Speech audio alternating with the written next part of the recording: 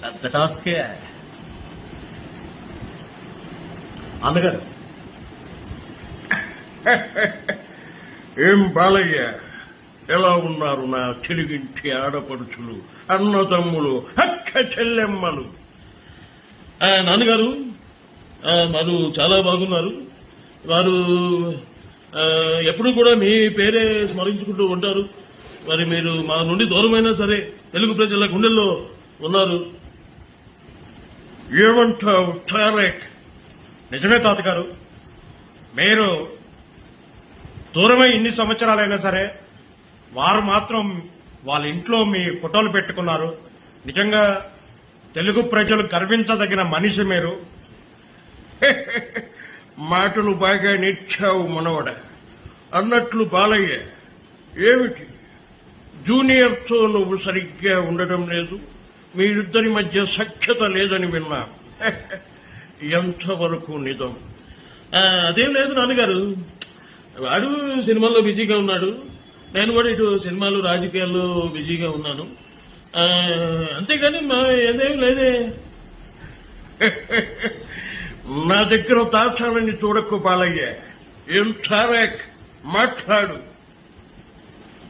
అదేం లేదు తాతగారు, బాలయ్య బాబాయ్ చెప్పింది కూడా కరెక్టే. ఆయన పనిలో ఆయన ఉన్నాడు, నా పనిలో నేనున్నాను. కొంచెం అంటే ఏదో ఇదంతా కూడా మీడియా వాళ్ళు సృష్టించున్న పరిస్థితి, అంతే తప్ప మా మధ్య ఎలాంటి ఇది లేదు. మనవడ, నా దగ్గర ఆటలు సాగవురా. బాలయ్య, నిజం చెప్పు. అదే అంటే నాన్నగారు, అదేం లేదు. ఏదైనా సమయం సందర్భం రావాలి కదా.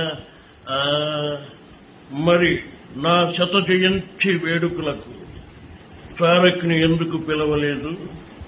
ఏం మాట్లాడవే? అదే పిలిచాను. అది మరి అంటే మరి అప్పుడు తారక్ కొంచెం బిజీగా ఉన్నట్లు ఉన్నాడు.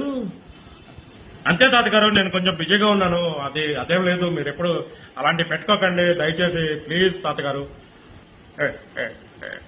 మీరు బాగుండాలని, మీరంతా ఒకటిగా ఉండాలని నందమూరి అభిమానులంతా ఎదురు చూస్తూ ఉంటే మీలో మీరు ఇలా గొడవలు పడుతూ ఒకరికొకరు మనసులో భేదభావాలు పెంచుకుని ఇలా ఉంటే నందమూరి అభిమానులు ఎలా తలెచ్చుకుని తిరుగుతారా?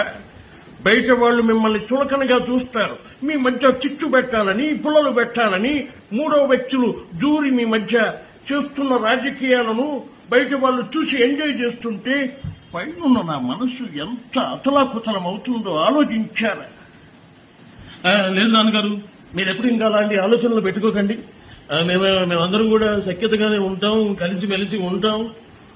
నిజమే తాతగారు, మీరు దాని గురించి మీరు బాధపడకండి. మిమ్మల్ని ఎప్పుడు కూడా మేము బాధ పెట్టాం, దయచేసి నమ్మండి. కాలం కొంచెం మాకు అనుకూలంగా లేదు, అంతే. ఒరే, మాటలు బాగా నేర్చారు ఇద్దరు.